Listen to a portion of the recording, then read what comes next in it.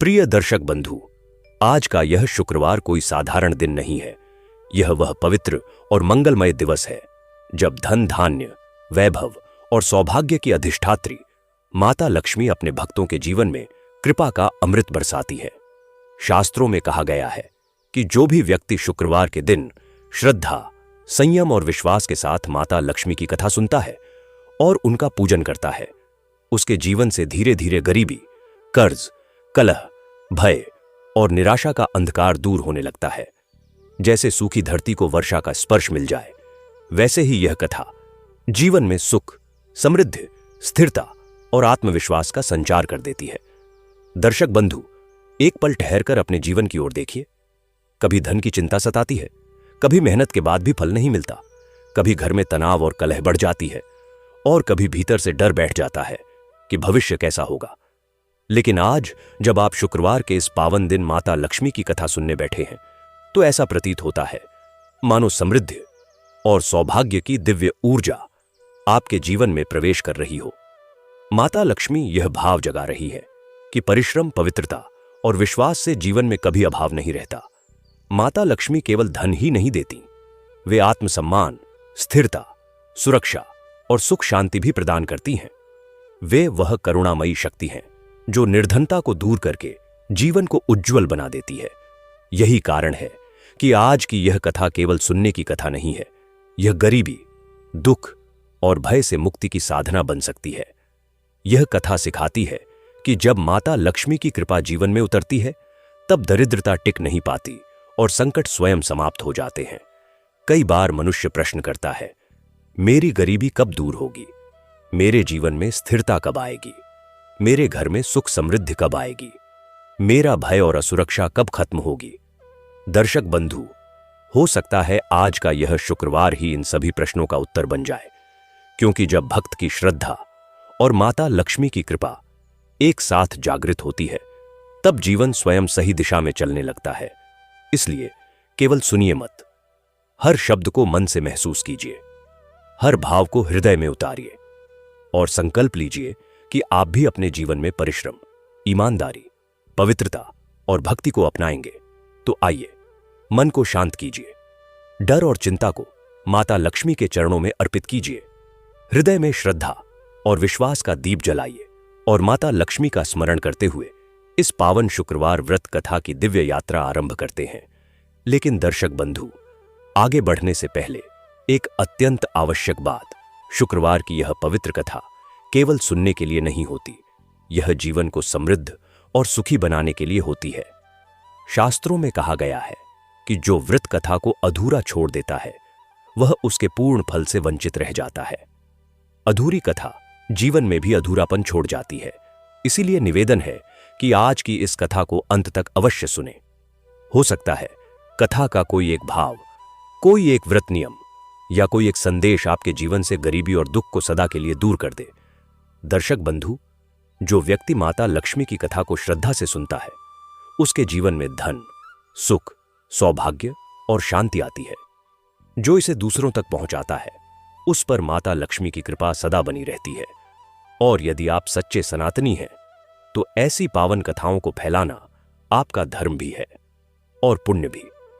इसलिए इस कथा को प्रेम से लाइक करें, अपने परिवार और मित्रों के साथ साझा करें और हमारे चैनल सनातन आराध्या को सब्सक्राइब करना न भूलें, ताकि हर शुक्रवार आपको माता लक्ष्मी की दिव्य कथाएं और जीवन को समृद्ध बनाने वाले संदेश मिलते रहे।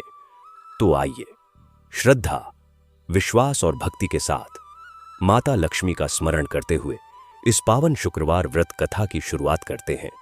एयूएम श्रीं महालक्ष्म्याय नमः। बहुत पुराने समय की बात है, जब न तो पक्की सड़कें थीं, न बिजली की रोशनी और न ही मशीनों की खेती। उस समय लोग प्रकृति के सहारे जीवन बिताते थे। ऐसे ही एक सुंदर और शांत गांव का नाम था लालपुर। यह गांव हरे भरे खेतों, बहती छोटी नदी, आम और पीपल के पेड़ों से घिरा हुआ था। सुबह होते ही पक्षियों की चहचहाहट से पूरा गांव जाग उठता और शाम होते ही मंदिर की घंटी से वातावरण भक्तिमय हो जाता। लालपुर के लोग सीधे सादे, मेहनती और ईमानदार थे। वे कम में खुश रहना जानते थे और एक दूसरे के दुख सुख में साथ देते थे। इस गांव में एक छोटा सा मंदिर भी था जो माता लक्ष्मी का था। गांव के सभी लोग उस मंदिर में नियमित रूप से आते थे और माता की आराधना करते थे। मंदिर के पुजारी पंडित रामदीन बहुत ही धार्मिक और सदाचारी व्यक्ति थे जो हर सुबह और शाम माता की आरती करते थे। उनकी आवाज में जो भक्तिभाव होता था वह पूरे गांव को शांति और सुकून देता था। लालपुर में एक गरीब लेकिन सम्मानित परिवार रहता था। परिवार के मुखिया का नाम था हरिदत्त। वे एक मेहनती किसान थे जो सूरज उगने से पहले ही अपने खेतों में पहुंच जाते थे और दिन भर मिट्टी से सनी मेहनत करते थे। उनके हाथों में कठोर परिश्रम की छाप थी, लेकिन उनके चेहरे पर हमेशा संतोष की मुस्कान रहती थी। उनकी पत्नी सरस्वती देवी संस्कारी और धैर्यवान महिला थीं। सरस्वती देवी रोजाना माता लक्ष्मी की पूजा पाठ करती थीं और अपने परिवार की भलाई के लिए प्रार्थना करती थीं। वह हर सुबह स्नान करके सबसे पहले अपने घर के छोटे से पूजा घर में माता लक्ष्मी की मूर्ति के सामने दीपक जलाती थीं और पूरे मन से भक्ति करती थीं। उनकी भक्ति में कोई दिखावा नहीं था, बल्कि सच्ची श्रद्धा और विश्वास था। वह मानती थीं कि माता लक्ष्मी ही उनके परिवार की रक्षा करती है और उन्हें संकटों से बचाती है। हरिदत्त और सरस्वती के 2 बच्चे थे। बड़ा बेटा मोहन, जो अब शादी के उम्र का हो चला था। मोहन भी अपने पिता की तरह मेहनती था और खेती के काम में हाथ बटाता था। वह गांव के अन्य युवकों से अलग था, क्योंकि वह अपने माता पिता का बहुत सम्मान करता था और उनकी हर बात मानता था। उसके चेहरे पर सरलता थी और वह किसी से झूठ नहीं बोलता था। गांव के सभी लोग मोहन को अच्छा लड़का मानते थे और उसकी तारीफ करते थे। छोटी बेटी राधा, जो अभी 15 वर्ष की थी, राधा बहुत ही सुंदर और सुशील लड़की थी। उसकी आंखों में भोलापन था और उसके चेहरे पर हमेशा मुस्कान रहती थी। वह अपनी मां के साथ सभी घरेलू काम करती थी और माता लक्ष्मी की पूजा में भी मां का हाथ बटाती थी। राधा को गांव के बच्चों को पढ़ाना बहुत पसंद था और वह शाम को अपने घर के आंगन में छोटे बच्चों को अक्षर ज्ञान कराती थी। उसकी मीठी आवाज में जब वह रामायण की चौपाइयां पढ़ती थी तो सुनने वाले मंत्रमुग्ध हो जाते थे। हरिदत्त के पास थोड़ी सी जमीन थी जो उनके पिता दादा से चली आ रही थी। यह जमीन उनके लिए सिर्फ जमीन नहीं थी, बल्कि उनके पूर्वजों की निशानी थी और उनकी धरोहर थी। उसी जमीन पर वे खेती करके अपने परिवार का पालन पोषण करते थे। वही जमीन उनके लिए भगवान का आशीर्वाद थी। हरिदत्त हमेशा कहते थे कि यह जमीन उनकी माता लक्ष्मी है, जो उन्हें अन्न देती है और उनके परिवार को जीवित रखती है। वह इस जमीन को बहुत प्यार से सींचते थे और इसकी देखभाल करते थे। हर फसल कटने के बाद वह सबसे पहले माता लक्ष्मी को भोग लगाते थे और फिर ही अनाज को घर में लाते थे। उनका विश्वास था कि माता की कृपा से ही उनकी फसल अच्छी होती है और उन्हें कभी भूखा नहीं सोना पड़ता। लेकिन उसी गांव में एक क्रूर और लालची जमींदार भी रहता था। उसका नाम था ठाकुर राजू सेठ। राजू सेठ का रंग गोरा था और शरीर मोटा था, जो उसके भोग विलास का प्रमाण था। उसके पास बहुत सारी जमीन, नौकर चाकर और धन दौलत थी। उसकी हवेली गांव की सबसे बड़ी और भव्य इमारत थी, जिसमें कई कमरे थे और जिसके आंगन में संगमरमर का फव्वारा था। मगर उसके दिल में दया नाम की कोई चीज नहीं थी। वह गरीबों की जमीन हड़पकर और अमीर बनना चाहता था। राजू सेठ के कई गुंडे और लठैत थे जो उसके इशारे पर किसी को भी धमका देते थे। गांव के लोग उससे डरते थे और उसकी हां में हां मिलाते थे। राजू सेठ को लगता था कि इस गांव में वही राजा है और सब कुछ उसी का है। उसे किसी के दुख दर्द से कोई मतलब नहीं था। वह अपने महल में बैठकर शराब पीता था और नाच गाने का आयोजन करता था। उसके यहां हमेशा चापलूसों की भीड़ लगी रहती थी, जो उसकी तारीफ में कसीदे पढ़ते रहते थे। राजू सेठ के मन में माता लक्ष्मी के प्रति कोई श्रद्धा नहीं थी और वह मंदिर में भी तभी जाता था जब उसे लोगों को दिखावा करना होता था। समय बीतता गया और हरिदत्त ने सोचा कि अब मोहन की शादी का समय आ गया है। उन्होंने गांव के पंडित जी से शुभ मुहूर्त निकलवाया और पास के गांव में एक अच्छे परिवार में रिश्ता तय किया। मोहन की होने वाली पत्नी का नाम सुप्रिया था। सुप्रिया देखने में बहुत सुंदर थी। उसका रंग गोरा था, आंखें बड़ी बड़ी थीं और बाल घने और काले थे।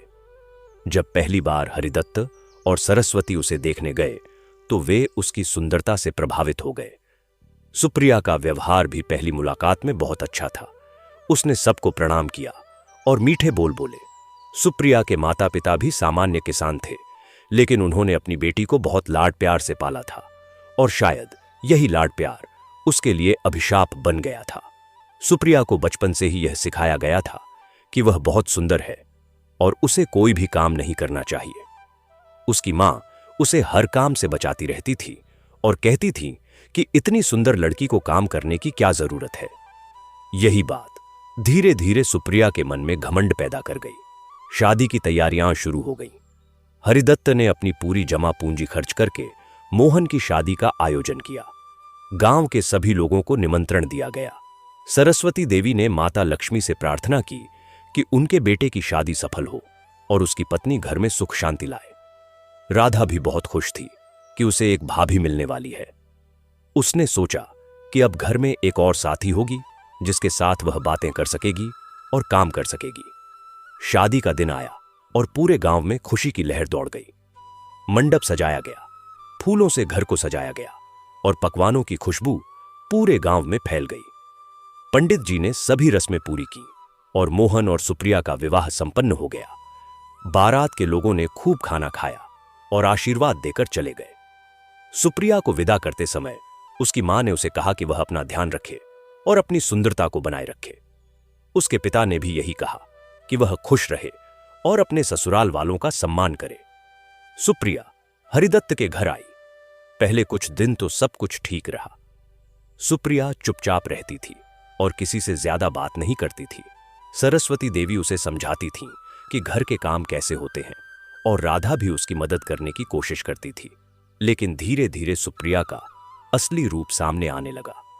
वह सुबह देर से उठती थी और जब सरस्वती देवी उसे जगाने जाती थीं, तो वह मुंह बनाकर कहती थी कि उसे अभी नींद आ रही है। जब राधा उसे घर के काम में हाथ बटाने के लिए कहती थी, तो वह कहती थी कि वह थक गई है और आराम करना चाहती है। सुप्रिया को देखने में जितनी सुंदर और सुशील लगती थी, उतनी ही वह अंदर से घमंडी और आलसी थी। यह बात उसकी सुंदरता ने उसे घमंडी बना दिया था। वह अपने आप को सबसे श्रेष्ठ समझती थी और बाकी सबको हीन समझती थी। कुछ महीने बीतने के बाद सुप्रिया ने घर का कामकाज करना बिल्कुल बंद कर दिया। वह सुबह देर से उठती थी और दिन भर अपने कमरे में पड़ी रहती थी। जब सरस्वती देवी उसे काम करने के लिए कहती थीं, तो वह कहती थी कि वह बीमार है या फिर उसे सिरदर्द है। वह राधा और सरस्वती से सभी काम करवाती थी। राधा को बर्तन धोने पड़ते थे, खाना बनाना पड़ता था, घर की सफाई करनी पड़ती थी और ऊपर से सुप्रिया की सेवा भी करनी पड़ती थी। सुप्रिया राधा से अपने पैर दबवाती थी और कहती थी कि उसके पैरों में दर्द है। राधा बेचारी चुपचाप सारे काम करती रहती थी, क्योंकि उसे अपनी भाभी का सम्मान करना सिखाया गया था। सरस्वती देवी भी दिन भर घर के काम में व्यस्त रहती थीं और सुप्रिया के व्यवहार से दुखी होती थीं, लेकिन वह चुप रहती थीं, क्योंकि वह नहीं चाहती थीं कि घर में कलह हो। सुप्रिया का व्यवहार दिन ब दिन और खराब होता जा रहा था। वह अब सरस्वती देवी के साथ भी बदतमीजी करने लगी थी। जब सुबह और शाम सरस्वती देवी माता लक्ष्मी की पूजा करती थीं, तो सुप्रिया उन्हें देखकर हंसती थी और कहती थी कि अरे बुढ़िया, यह क्या कर रही है? तुम्हें लगता है कि इन पत्थर की मूर्तियों की पूजा करने से कुछ मिलेगा? अगर भगवान होते तो क्या तुम इतने गरीब होते? सुप्रिया के ये शब्द सरस्वती देवी के दिल में चुभते थे, लेकिन वह कुछ नहीं कहती थीं। वह बस आंखों में आंसू भरकर माता लक्ष्मी से प्रार्थना करती थीं कि हे माता, मेरी बहू को सद्बुद्धि दो और उसे भक्ति का मार्ग दिखाओ। राधा भी यह सब देखती थी और उसे बहुत दुख होता था। वह सोचती थी कि भाभी इतनी बदतमीज क्यों है और मां का अपमान क्यों करती हैं। राधा कई बार सुप्रिया से कहती थी कि भाभी, आप ऐसा मत कहो, मां की भक्ति में बहुत शक्ति है और माता लक्ष्मी हमारी रक्षा करती है। लेकिन सुप्रिया उसकी बात को टाल देती थी और कहती थी कि तुम अभी छोटी हो, तुम्हें क्या पता। यह बात जब राधा और सरस्वती मोहन को बताती थीं, तो मोहन भी अपनी पत्नी का पक्ष लेने लगता था। मोहन, जो पहले अपने माता पिता का इतना सम्मान करता था, अब सुप्रिया के प्यार में अंधा हो गया था। वह अपनी मां से कहता था कि मां, तुम सुप्रिया को परेशान क्यों करती हो? वह अभी नई नई आई है उसे समय दो। जब राधा उसे बताती थी कि भाभी तुम्हारे साथ कैसा व्यवहार करती हैं, तो मोहन कहता था कि राधा, तुम छोटी हो, तुम्हें घर के बड़ों की बात में नहीं बोलना चाहिए। मोहन का यह बदलाव सरस्वती देवी और राधा को बहुत दुख देता था। सरस्वती देवी को लगता था कि उनका बेटा उनसे दूर होता जा रहा है और यह सब सुप्रिया की वजह से हो रहा है। मोहन पर सुप्रिया का पूरा नियंत्रण हो गया था। सुप्रिया उससे जो कहती थी वह वही करता था। अगर सुप्रिया कहती थी कि उसे कोई चीज चाहिए तो मोहन अपने पिता से पैसे मांगकर वह चीज ला देता था। अगर सुप्रिया कहती थी कि उसे बाजार जाना है तो मोहन खेत का काम छोड़कर उसे लेकर चला जाता था। यही बात सुप्रिया को और बढ़ावा दे दिया था। जब उसने देखा कि मोहन उसकी हर बात मानता है और उसके माता पिता कुछ नहीं बोलते, तो उसने और मनमानी करनी शुरू कर दी। वह अब राधा और सरस्वती से घर का पूरा काम करवाने लगी। सुबह उठते ही वह राधा को बुलाती थी और कहती थी कि जाओ मेरे लिए चाय बनाओ। जब राधा चाय लेकर आती थी तो वह कहती थी कि यह चाय ठीक नहीं है, दोबारा बनाओ। राधा को फिर से चाय बनानी पड़ती थी। दोपहर को वह सरस्वती देवी से कहती थी कि मुझे यह खाना पसंद नहीं है, मेरे लिए अलग से कुछ बनाओ। सरस्वती देवी बेचारी थकी हुई होती थीं, लेकिन फिर भी सुप्रिया के लिए अलग से खाना बनाती थीं। शाम को सुप्रिया राधा को बुलाती थी और कहती थी कि आओ मेरे पैर दबाओ और मेरे सिर में तेल लगाओ। राधा घंटों सुप्रिया की सेवा करती रहती थी। सुप्रिया राधा को एक नौकरानी की तरह इस्तेमाल कर रही थी और राधा चुपचाप सब सहती जा रही थी। यह सब देखकर सरस्वती देवी का दिल बहुत दुखता था। वह रोज रात को माता लक्ष्मी के सामने दीपक जलाकर बैठती थीं और रोती थीं। वह माता से कहती थीं कि हे माता, मैंने क्या गलती की है जो मुझे यह दिन देखना पड़ रहा है। मेरा बेटा जो मेरी आंखों का तारा था आज मुझसे दूर हो गया है। मेरी बहू मेरा और मेरी बेटी का अपमान करती है और हम कुछ नहीं कर सकते। हे माता, कृपा करो और इस घर में फिर से सुख शांति लाओ। सरस्वती देवी की आंखों से आंसू बहते रहते थे और वह माता से अपने परिवार की रक्षा की गुहार लगाती रहती थीं। राधा भी अपनी मां को रोते देखती थी और उसका दिल भी रो पड़ता था। वह अपनी मां से कहती थी कि मां, तुम रो मत माता, लक्ष्मी सब ठीक कर देंगी। राधा को अपनी मां की भक्ति पर पूरा विश्वास था और वह जानती थी कि माता उनकी सुनेंगी। सुप्रिया का व्यवहार इतना खराब हो गया था कि अब वह हरिदत्त के साथ भी बदतमीजी करने लगी थी। एक दिन हरिदत्त खेत से थककर घर आए और उन्होंने देखा कि सरस्वती देवी और राधा दोनों रसोई में काम कर रही हैं और सुप्रिया अपने कमरे में आराम से लेटी हुई है। हरिदत्त को यह बात बुरी लगी। उन्होंने सोचा कि यह कैसी बहू है जो अपनी सास और ननद से सारा काम करवाती है और खुद कुछ नहीं करती।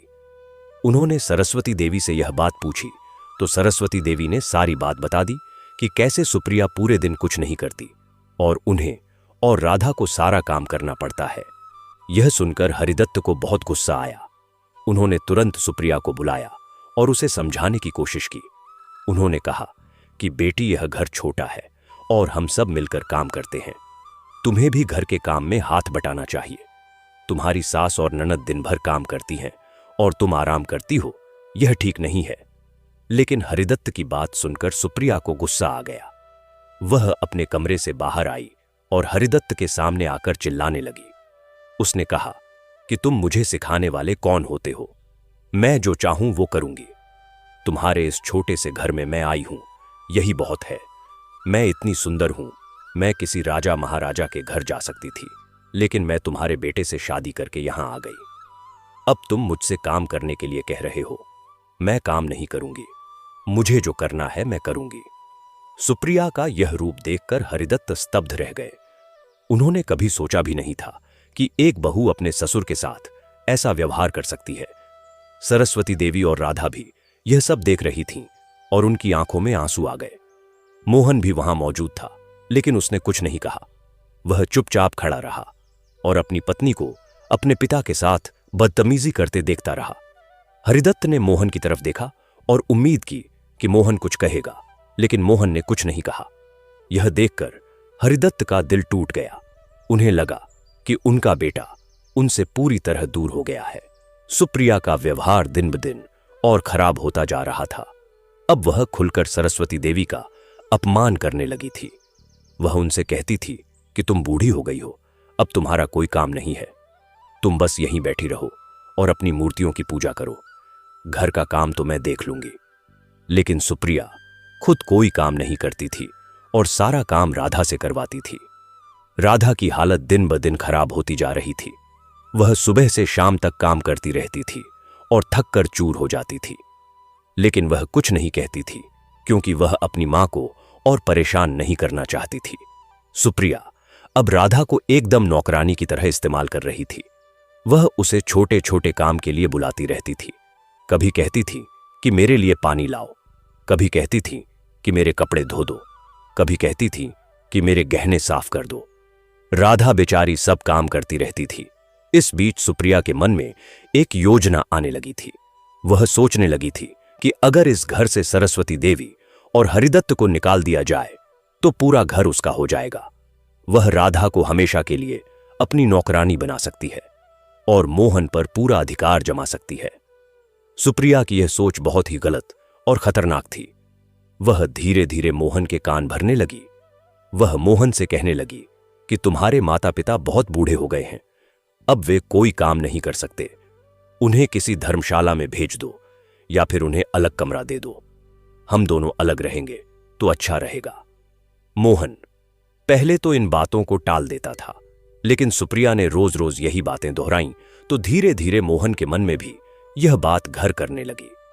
सुप्रिया यह भी कहती थी कि तुम्हारी बहन राधा को भी जल्दी शादी करके भेज दो, वह यहां क्यों बैठी है। मोहन इन सब बातों को सुनता रहता था और कुछ नहीं कहता था। हरिदत्त और सरस्वती देवी को यह सब पता चल रहा था। उन्हें लगने लगा था कि सुप्रिया उन्हें घर से निकालना चाहती है। यह सोचकर उनका दिल बहुत दुखता था। हरिदत्त ने अपनी पूरी जिंदगी इस घर को बनाने में लगा दी थी और अब उन्हीं के बेटे की पत्नी उन्हें घर से निकालना चाह रही थी। सरस्वती देवी रोज रात को माता लक्ष्मी के सामने बैठकर रोती थीं और कहती थीं कि हे माता, यह क्या हो रहा है। मैंने अपनी बहू को बेटी की तरह प्यार दिया, लेकिन वह मुझे दुश्मन की तरह देखती है। मेरा बेटा जो मेरी कोख से पैदा हुआ है आज मुझसे दूर हो गया है। हे माता, कृपा करो और मेरे परिवार को बचाओ। सरस्वती देवी की भक्ति देखकर माता लक्ष्मी उन पर दया करती थीं, लेकिन वह जानती थीं कि सुप्रिया को सबक सिखाना जरूरी है। माता लक्ष्मी ने तय किया कि वह सही समय पर प्रकट होंगी और सुप्रिया को उसके कर्मों का फल दिखाएंगी।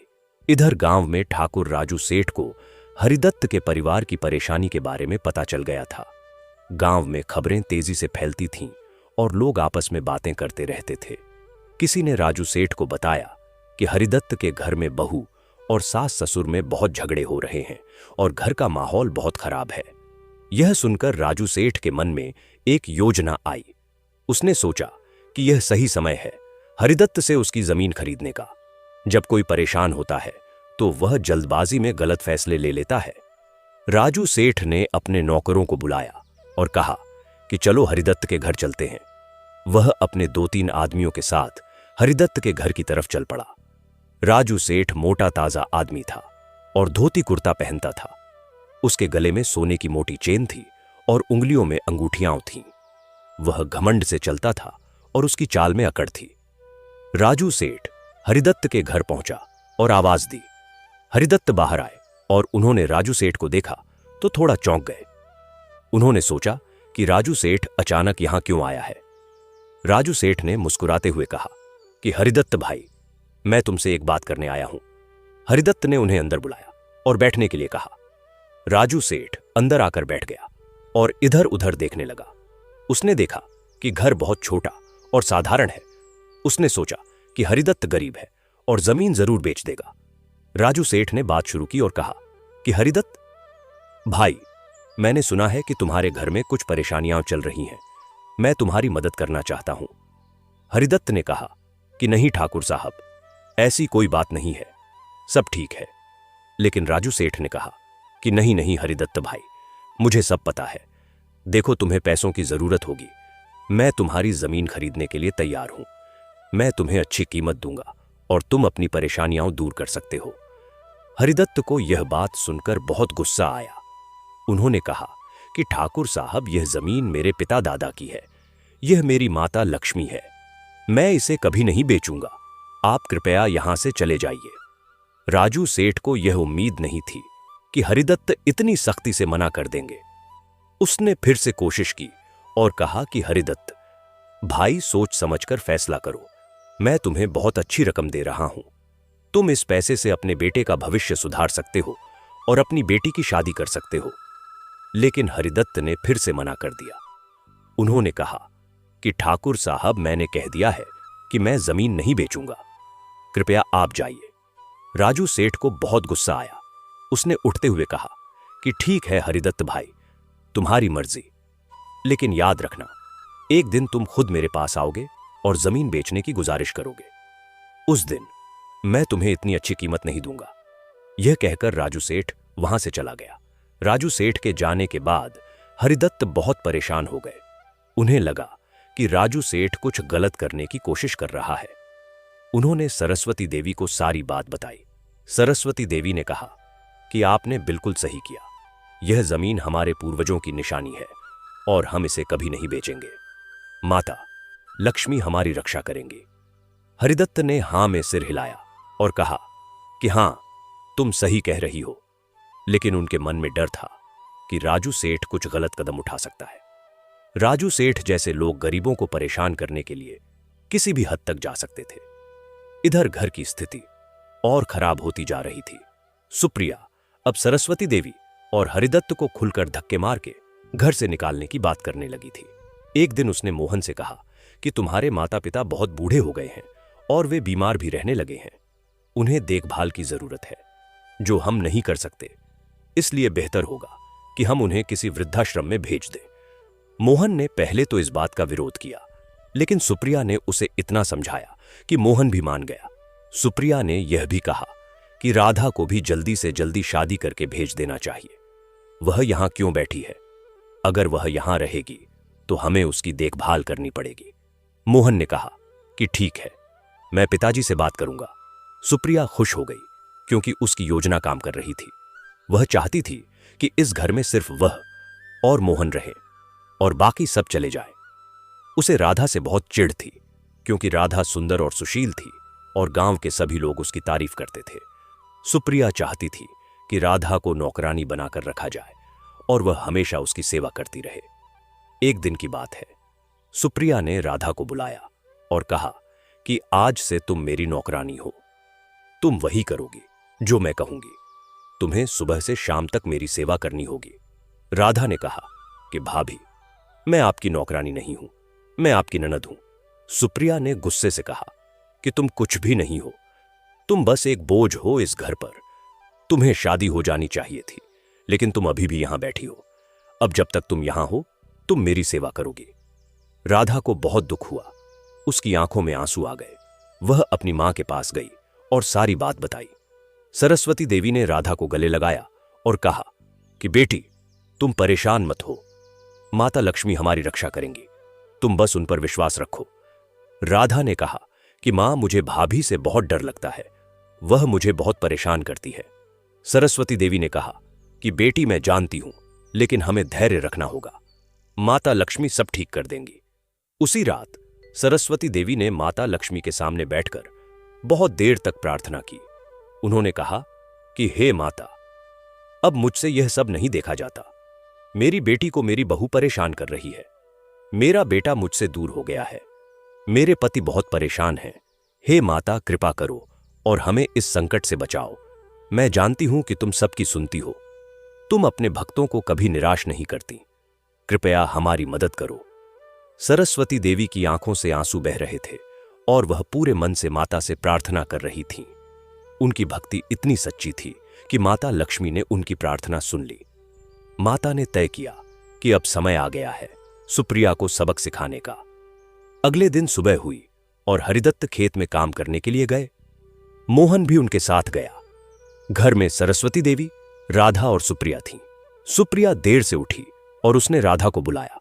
उसने कहा कि राधा, मेरे लिए चाय बनाओ और नाश्ता तैयार करो। राधा रसोई में गई और काम करने लगी। सरस्वती देवी भी रसोई में थीं और वह अपना काम कर रही थीं। तभी अचानक एक अजीब सी रोशनी पूजा घर से आने लगी। सरस्वती देवी और राधा दोनों ने यह रोशनी देखी और वे पूजा घर की तरफ गईं। वहां पहुंचकर उन्होंने देखा कि माता लक्ष्मी की मूर्ति से एक दिव्य प्रकाश निकल रहा है। दोनों ने तुरंत माता को प्रणाम किया और वहीं बैठ गईं। तभी उन्हें एक आवाज सुनाई दी। यह आवाज बहुत ही मधुर और शांत थी। आवाज ने कहा कि सरस्वती बेटी, तुम्हारी भक्ति से मैं बहुत प्रसन्न हूं। तुमने बहुत कष्ट सहे हैं, लेकिन तुमने कभी अपनी भक्ति नहीं छोड़ी। मैं तुम्हें आशीर्वाद देती हूं कि तुम्हारे सभी कष्ट दूर होंगे। जो तुम्हें परेशान कर रहे हैं, उन्हें उनके कर्मों का फल मिलेगा। तुम धैर्य रखो और मुझ पर विश्वास रखो। सरस्वती देवी और राधा दोनों की आंखों में खुशी के आंसू आ गए। उन्होंने माता को बार बार प्रणाम किया और उनका आशीर्वाद लिया। वह रोशनी धीरे धीरे गायब हो गई और सब कुछ पहले जैसा हो गया। लेकिन सरस्वती देवी और राधा के मन में एक नई उम्मीद जाग गई थी। उन्हें विश्वास हो गया था कि माता लक्ष्मी उनकी रक्षा करेंगी और सब कुछ ठीक हो जाएगा। सरस्वती देवी ने राधा से कहा कि बेटी, यह सब किसी को मत बताना। यह हमारे और माता के बीच की बात है। राधा ने हां में सिर हिलाया और कहा कि जी मां, मैं किसी को नहीं बताऊंगी।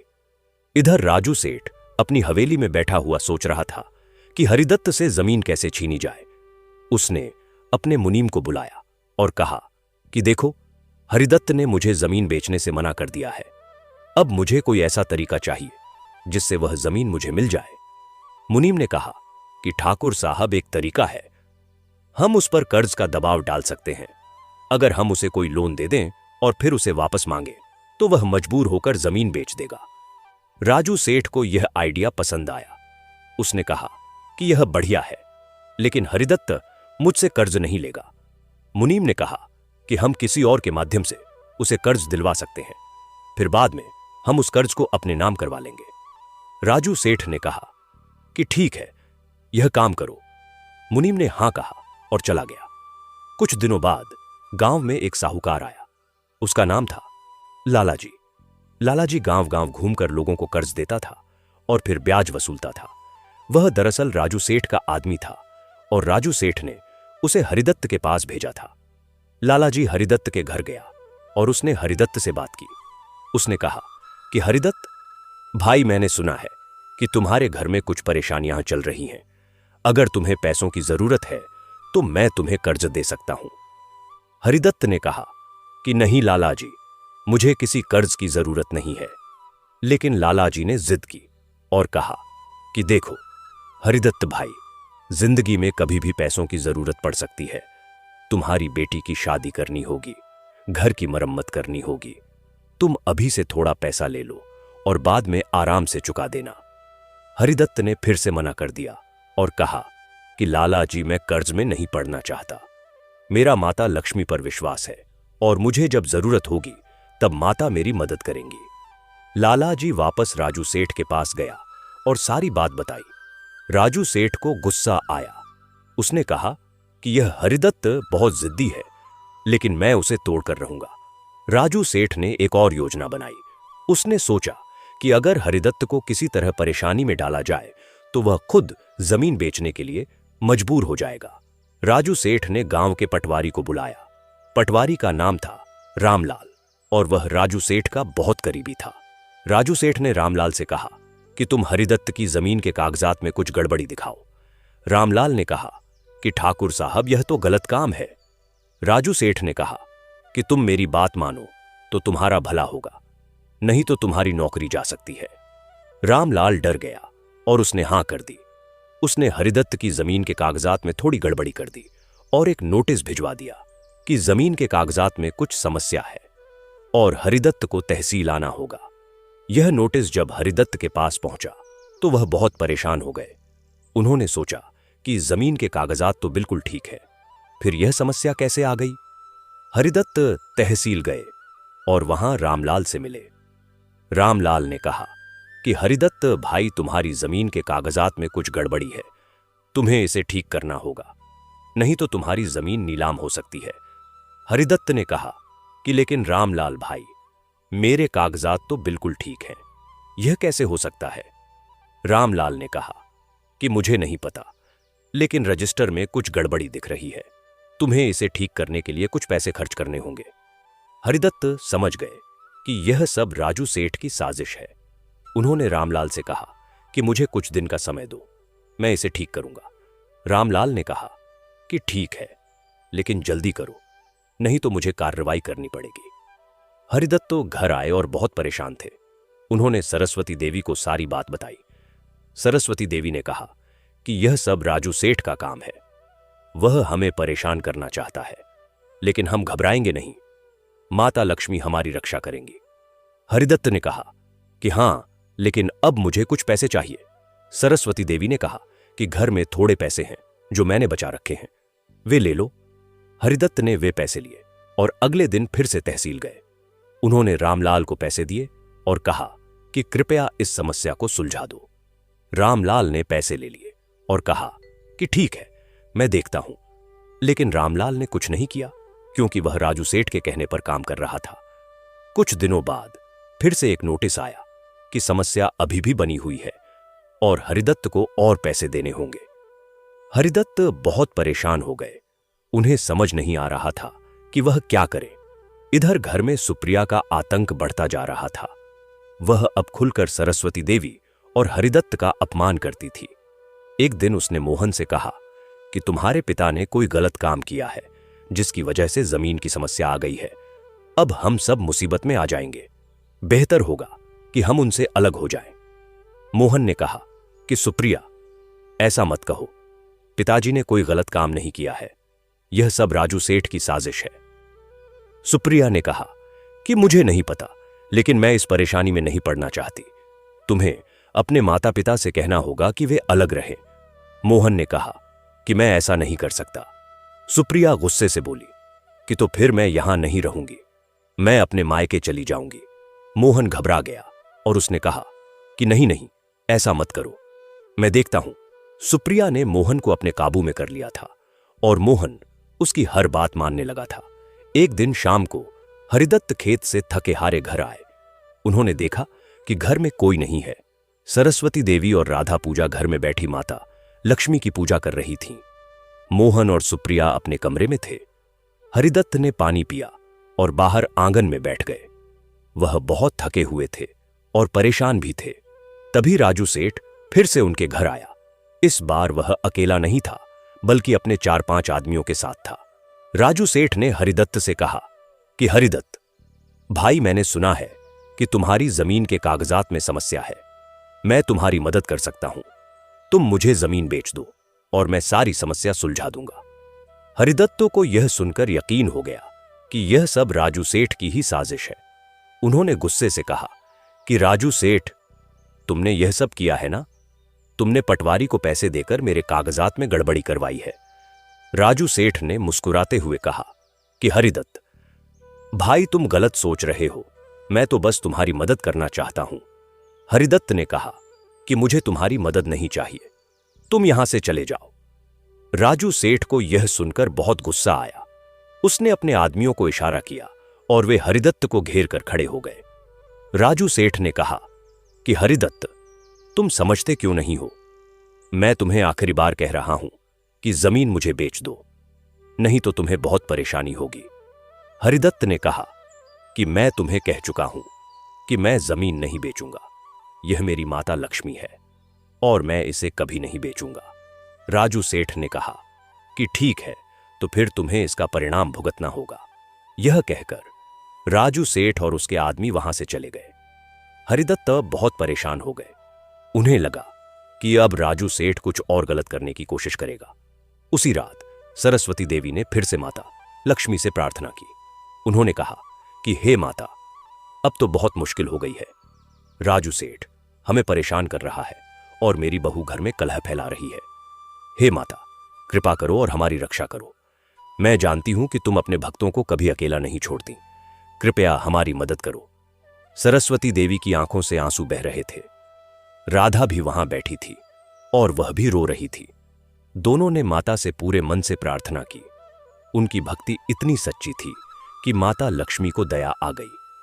माता ने फिर से प्रकट होने का निर्णय लिया। अगली सुबह जब सरस्वती देवी पूजा घर में गईं, तो उन्होंने देखा कि माता लक्ष्मी की मूर्ति से फिर से दिव्य प्रकाश निकल रहा है। सरस्वती देवी ने तुरंत राधा को बुलाया और दोनों ने माता को प्रणाम किया। तभी उन्हें फिर से वही मधुर आवाज सुनाई दी। माता लक्ष्मी ने कहा कि सरस्वती बेटी, तुम्हारे कष्टों का अंत होने वाला है। राजू सेठ और सुप्रिया दोनों को उनके कर्मों का फल मिलेगा। तुम बस कुछ दिन और धैर्य रखो, मैं तुम्हारी रक्षा करूंगी। माता की बात सुनकर सरस्वती देवी और राधा को बहुत शांति मिली। उन्हें विश्वास हो गया कि अब सब कुछ ठीक हो जाएगा। उसी दिन दोपहर को गांव में एक अजनबी व्यक्ति आया। वह बहुत ही सज्जन और विद्वान दिखता था। उसके चेहरे पर तेज था और उसकी आंखों में दया थी। वह व्यक्ति हरिदत्त के घर आया और उनसे मिलने की इच्छा जताई। हरिदत्त बाहर आए और उस व्यक्ति से मिले। व्यक्ति ने अपना परिचय दिया और कहा कि मेरा नाम विष्णुदास है और मैं एक यात्री हूं जो गांव-गांव घूमकर लोगों की मदद करता हूं। मैंने सुना है कि आप कुछ परेशानी में हैं। क्या मैं आपकी मदद कर सकता हूं? हरिदत्त को यह व्यक्ति बहुत अच्छा लगा। उन्होंने उसे अंदर बुलाया और सारी बात बताई कि कैसे राजू सेठ उनकी जमीन हड़पना चाहता है और कैसे पटवारी ने कागजात में गड़बड़ी की है। विष्णुदास ने सारी बात ध्यान से सुनी और फिर कहा कि हरिदत्त भाई, आप परेशान मत होइए। मैं इस मामले को सुलझाने में आपकी मदद करूंगा, लेकिन पहले मुझे आपकी पत्नी से मिलना होगा। हरिदत्त ने सरस्वती देवी को बुलाया। सरस्वती देवी बाहर आईं और विष्णुदास को देखकर उन्हें लगा कि यह कोई साधारण व्यक्ति नहीं है। विष्णुदास ने सरस्वती देवी से कहा कि माता जी, आप माता लक्ष्मी की बहुत बड़ी भक्त हैं। आपकी भक्ति ने माता को प्रसन्न किया है। मैं माता का दूत हूं और मैं आपकी मदद करने आया हूं। यह सुनकर सरस्वती देवी की आंखों में आंसू आ गए। उन्होंने विष्णुदास को प्रणाम किया और कहा कि हे भगवान, आप कृपा करके हमारी मदद करें। विष्णुदास ने कहा कि आप चिंता मत करें, सब कुछ ठीक हो जाएगा, लेकिन पहले मुझे तहसील जाना होगा और पटवारी से बात करनी होगी। हरिदत्त ने कहा कि ठीक है, मैं आपके साथ चलता हूं। अगले दिन विष्णुदास और हरिदत्त तहसील गए। वहां पहुंचकर विष्णुदास ने रामलाल पटवारी से बात की। विष्णुदास ने कहा कि रामलाल जी, मैं जानता हूं कि आपने हरिदत्त के कागजात में गड़बड़ी की है और यह सब राजू सेठ के कहने पर किया है। अगर आप अभी भी सच नहीं बोलेंगे तो आपको बहुत बड़ी सजा मिलेगी। रामलाल को यह सुनकर डर लग गया। उसने सोचा कि यह व्यक्ति कौन है और इसे सब कुछ कैसे पता है। विष्णुदास ने फिर कहा कि रामलाल जी, मैं आपको अभी भी मौका दे रहा हूं कि आप सच बोल दें और अपनी गलती मान लें, नहीं तो माता लक्ष्मी आपको दंड देंगी। रामलाल का दिल कांप गया। उसे लगा कि यह व्यक्ति कोई साधारण व्यक्ति नहीं है। उसने घबराकर सारी बात बता दी कि कैसे राजू सेठ ने उसे पैसे देकर हरिदत्त के कागजात में गड़बड़ी करने के लिए कहा था। विष्णुदास ने कहा कि ठीक है, अब आप इस गड़बड़ी को ठीक करें और हरिदत्त के कागजात दुरुस्त कर दें। रामलाल ने तुरंत वैसा ही किया और हरिदत्त के कागजात को ठीक कर दिया। हरिदत्त बहुत खुश हुए और उन्होंने विष्णुदास को धन्यवाद दिया। विष्णुदास ने कहा कि यह सब माता लक्ष्मी की कृपा है, आप उन्हें धन्यवाद दीजिए। इधर राजू सेठ को यह पता चला कि उसकी साजिश फेल हो गई है और हरिदत्त के कागजात ठीक हो गए हैं। उसे बहुत गुस्सा आया। उसने रामलाल को बुलाया और उससे पूछा कि यह सब कैसे हुआ। रामलाल ने डरते डरते सारी बात बताई कि कैसे विष्णुदास नाम का एक व्यक्ति आया था और उसने सब कुछ ठीक करवा दिया। राजू सेठ ने कहा कि यह विष्णुदास कौन है। रामलाल ने कहा कि मुझे नहीं पता, लेकिन वह कोई साधारण व्यक्ति नहीं है, उसके पास कोई दिव्य शक्ति है। राजू सेठ ने कहा कि मुझे इससे कोई फर्क नहीं पड़ता, मैं हरिदत्त की जमीन लेकर ही रहूंगा। उसने एक और योजना बनानी शुरू की। घर में सुप्रिया अभी भी अपनी मनमानी कर रही थी। वह अब सरस्वती देवी और हरिदत्त को खुलकर धक्के मारकर घर से निकालने की बात करने लगी थी। एक दिन उसने मोहन से कहा कि तुम्हें अपने माता पिता से साफ साफ कह देना चाहिए कि वे इस घर से चले जाएं। यह घर अब हमारा है। मोहन ने कहा कि सुप्रिया, मैं ऐसा नहीं कर सकता, वे मेरे माता पिता हैं। सुप्रिया ने कहा कि तो फिर तुम मुझे चुनो या उन्हें। मोहन बहुत मुश्किल में फंस गया। एक तरफ उसकी पत्नी थी और दूसरी तरफ उसके माता पिता। उसे समझ नहीं आ रहा था कि वह क्या करे। आखिरकार सुप्रिया के दबाव में आकर मोहन ने हां कर दी। उसने कहा कि ठीक है, मैं पिताजी से बात करूंगा। अगले दिन मोहन ने हरिदत्त से बात की। उसने कहा कि पिताजी, मुझे आपसे कुछ कहना है। हरिदत्त ने कहा कि हां बेटा, बोलो। मोहन ने हिचकिचाते हुए कहा कि पिताजी, मुझे लगता है कि हमें अलग रहना चाहिए। आप और मां अलग रहें और मैं और सुप्रिया अलग रहें। यह सुनकर हरिदत्त को बहुत धक्का लगा। उन्होंने कभी सोचा भी नहीं था कि उनका अपना बेटा उन्हें अलग रहने के लिए कहेगा। हरिदत्त की आंखों में आंसू आ गए। उन्होंने कहा कि बेटा, यह तुम क्या कह रहे हो? मैंने तुम्हें पाला पोसा, तुम्हें शिक्षा दी, तुम्हारी शादी की, और आज तुम मुझे अलग रहने के लिए कह रहे हो। मोहन ने कहा कि पिताजी, मैं मजबूर हूं, सुप्रिया चाहती है कि हम अलग रहें। हरिदत्त ने कहा कि तो तुम्हारी पत्नी तुमसे ज्यादा जरूरी है तुम्हारे माता पिता से। मोहन कुछ नहीं बोल सका, वह चुपचाप खड़ा रहा। सरस्वती देवी ने यह सब सुना और उनका दिल टूट गया। उन्होंने जिस बेटे को अपनी कोख में 9 महीने रखा, जिसे अपने हाथों से पाला, आज वही बेटा उन्हें अलग रहने के लिए कह रहा था। सरस्वती देवी रोने लगी। राधा भी यह सब देख रही थी और वह भी रो रही थी। हरिदत्त ने मोहन से कहा कि ठीक है बेटा, अगर यही तुम्हारी इच्छा है तो हम अलग रह लेंगे, लेकिन याद रखना, एक दिन तुम्हें इस फैसले का पछतावा होगा। यह कहकर हरिदत्त वहां से चले गए। सरस्वती देवी और राधा भी पूजा घर में चली गईं। सुप्रिया यह सब देख रही थी और वह खुश थी कि उसकी योजना काम कर गई। उसी रात विष्णुदास फिर से हरिदत्त के घर आया। उसने हरिदत्त से पूछा कि क्या बात है, आप बहुत दुखी दिख रहे हैं।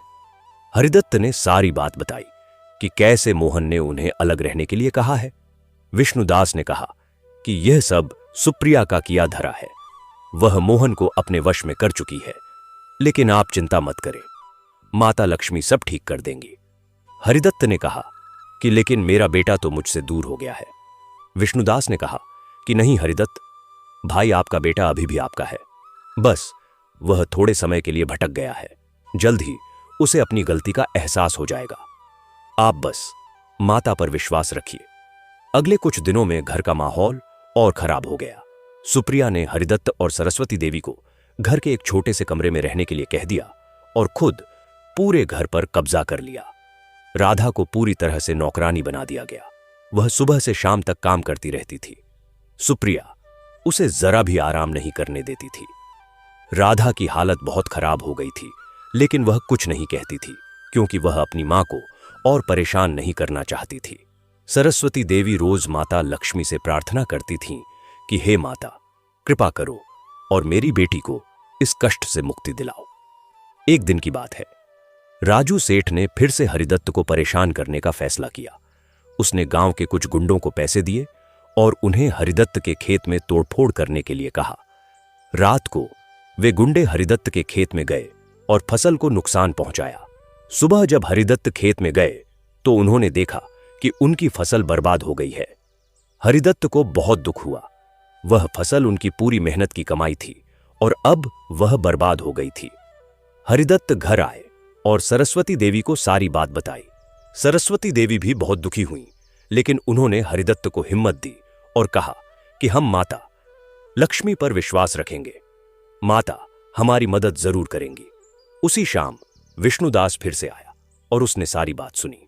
उसने कहा कि हरिदत्त भाई, अब समय आ गया है कि राजू सेठ और सुप्रिया दोनों को उनके कर्मों का फल मिले। माता लक्ष्मी ने तय किया है कि कल पूर्णिमा की रात को वह प्रकट होंगी और सबको न्याय दिलाएंगी। आप कल रात को पूरे गांव को मंदिर में बुलाइए। हरिदत्त ने कहा कि ठीक है, मैं ऐसा ही करूंगा। अगले दिन हरिदत्त ने पूरे गांव में खबर फैला दी कि कल रात पूर्णिमा को मंदिर में एक विशेष पूजा होगी और सभी को आना चाहिए। पूर्णिमा की रात आई। गांव के सभी लोग मंदिर में इकट्ठा हुए। हरिदत्त, सरस्वती देवी, राधा, मोहन, सुप्रिया, राजू सेठ और गांव के सभी लोग वहां मौजूद थे। पंडित रामदीन ने माता लक्ष्मी की आरती शुरू की। सभी लोग भक्तिभाव से आरती में शामिल हो गए। तभी अचानक मंदिर में एक दिव्य प्रकाश फैल गया। सभी लोग चौंक गए। वह प्रकाश इतना तेज था कि सभी को अपनी आंखें बंद करनी पड़ी। जब उन्होंने आंखें खोलीं तो उन्होंने देखा कि कि माता लक्ष्मी स्वयं वहां प्रकट हो गई हैं। माता का रूप अत्यंत सुंदर और दिव्य था। उनके चारों ओर सोने का आभामंडल था और उनके हाथों में कमल के फूल थे। सभी लोगों ने तुरंत माता को प्रणाम किया। माता लक्ष्मी ने अपनी मधुर आवाज में कहा कि मैं अपने भक्तों की रक्षा करने और अधर्म का नाश करने के लिए यहां आई हूं। सरस्वती और हरिदत्त मेरे सच्चे भक्त हैं और उन्होंने बहुत कष्ट सहे हैं। आज मैं उन्हें न्याय दिलाऊंगी। माता ने सबसे पहले सुप्रिया की तरफ देखा और कहा कि सुप्रिया, तुमने अपनी सास ससुर का अपमान किया, अपनी ननद को नौकरानी बनाया और अपने पति को गलत राह पर ले गई। तुमने अपनी सुंदरता का घमंड किया और भक्ति का मजाक उड़ाया। आज तुम्हें तुम्हारे कर्मों का फल मिलेगा। यह कहते ही माता ने अपना हाथ उठाया और सुप्रिया की सारी सुंदरता गायब हो गई। सुप्रिया का चेहरा साधारण हो गया और उसकी चमक खत्म हो गई। सुप्रिया यह देखकर रोने लगी और माता से माफी मांगने लगी। माता ने कहा कि तुम्हें अपने कर्मों का फल भुगतना होगा। अब तुम वही काम करोगी जो तुमने अपनी सास और ननद से करवाया था। मोहन की तरफ देखते हुए माता ने कहा कि मोहन, तुमने अपने माता पिता का अपमान किया और अपनी पत्नी के कहने में आकर गलत रास्ता चुना, लेकिन तुम्हारे मन में अभी भी थोड़ी अच्छाई बची है, इसलिए मैं तुम्हें एक और मौका देती हूं। तुम अपने माता पिता से माफी मांगो और आगे से उनकी सेवा करो। मोहन तुरंत अपने माता पिता के पैरों में गिर गया और रोते हुए माफी मांगने लगा। उसने कहा कि पिताजी, मां, मुझे माफ कर दो, मैंने बहुत बड़ी गलती की है। हरिदत्त और सरस्वती देवी ने अपने बेटे को उठाया और गले लगा लिया। फिर माता ने राजू सेठ की तरफ देखा। राजू सेठ डर से कांप रहा था। माता ने कहा कि राजू सेठ, तुमने अपने लालच में गरीब लोगों को परेशान किया, उनकी जमीन हड़पने की कोशिश की और पटवारी को पैसे देकर गलत काम करवाया। तुम्हारे पास इतनी दौलत है, फिर भी तुम और चाहते हो। आज तुम्हें तुम्हारे कर्मों का फल मिलेगा। यह कहते ही माता ने अपना हाथ उठाया और राजू सेठ की सारी दौलत गायब हो गई। उसकी हवेली, उसकी जमीन, उसका सोना चांदी सब कुछ गायब हो गया। राजू सेठ रोने लगा और माता से माफी मांगने लगा। माता ने कहा कि अब तुम एक साधारण इंसान की तरह जियोगे और अपनी मेहनत की कमाई से गुजारा करोगे, तभी तुम्हें अपनी गलती का एहसास होगा। माता ने फिर सरस्वती देवी और हरिदत्त की तरफ देखा और कहा कि तुम दोनों मेरे सच्चे भक्त हो। तुमने हर मुसीबत में मुझ पर विश्वास रखा और कभी अपनी भक्ति नहीं छोड़ी। आज मैं तुम्हें आशीर्वाद देती हूं कि तुम्हारे घर में हमेशा सुख शांति और समृद्धि रहेगी। तुम्हारी जमीन में हमेशा अच्छी फसल होगी और तुम्हें किसी चीज की कमी नहीं होगी। यह कहकर माता ने अपना हाथ उठाया और हरिदत्त के खेत में फिर से हरियाली आ गई। जो फसल बर्बाद हो गई थी वह फिर से लहलहाने लगी और पहले से भी ज्यादा अच्छी हो गई। माता ने राधा को भी आशीर्वाद दिया और कहा कि तुम बहुत अच्छी लड़की हो। तुमने अपनी मां के साथ हर मुसीबत में साथ दिया। मैं तुम्हें आशीर्वाद देती हूं कि तुम्हारी शादी एक अच्छे घर में होगी और तुम हमेशा खुश रहोगी। माता लक्ष्मी ने फिर पूरे गांव के लोगों से कहा कि भक्ति और ईमानदारी से बड़ा कोई धन नहीं है।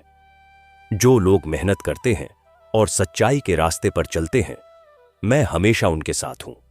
लेकिन जो लोग लालच करते हैं, दूसरों को परेशान करते हैं और अधर्म का रास्ता चुनते हैं, उन्हें मैं दंड देती हूं। आप सब याद रखें कि धन से ज्यादा जरूरी है अच्छे संस्कार और परिवार का प्यार। यह कहकर माता लक्ष्मी अंतर्ध्यान हो गईं। सभी लोग स्तब्ध रह गए। उन्होंने अपनी आंखों से माता को देखा था और यह एक अविस्मरणीय अनुभव था। उसके बाद हरिदत्त के घर में फिर से सुख शांति आ गई। सुप्रिया को अपनी गलती का एहसास हो गया और वह बदल गई। अब वह सरस्वती देवी और हरिदत्त की सेवा करने लगी और घर के सभी काम करने लगी। मोहन भी पहले जैसा हो गया और अपने माता पिता का बहुत सम्मान करने लगा। राधा फिर से खुश हो गई और अपनी मां के साथ माता लक्ष्मी की पूजा करने लगी। हरिदत्त के खेत में इतनी अच्छी फसल हुई कि उन्हें बहुत अच्छी कमाई हुई। राजू सेठ की सारी दौलत चली गई और वह एक साधारण मजदूर बन गया। उसे अपनी गलती का एहसास हो गया और वह रोज मंदिर जाकर माता से माफी मांगने लगा। गांव के सभी लोगों ने यह घटना देखी और वे सभी माता लक्ष्मी की भक्ति करने लगे। कुछ महीनों बाद राधा की शादी एक बहुत अच्छे घर में तय हो गई। लड़का और लड़के का परिवार दोनों बहुत अच्छे थे। राधा की शादी बहुत धूमधाम से हुई और पूरा गांव खुश हुआ। सरस्वती देवी और हरिदत्त को लगा कि उनकी सभी मुश्किलें दूर हो गई हैं और अब उनका परिवार फिर से खुश है। विष्णुदास, जो माता लक्ष्मी का दूत था, वह एक दिन अचानक गायब हो गया। हरिदत्त ने उसे ढूंढा, लेकिन वह कहीं नहीं मिला। सभी को समझ आ गया कि विष्णुदास कोई साधारण इंसान नहीं था, बल्कि माता लक्ष्मी का ही रूप था, जो उनकी मदद करने आया था।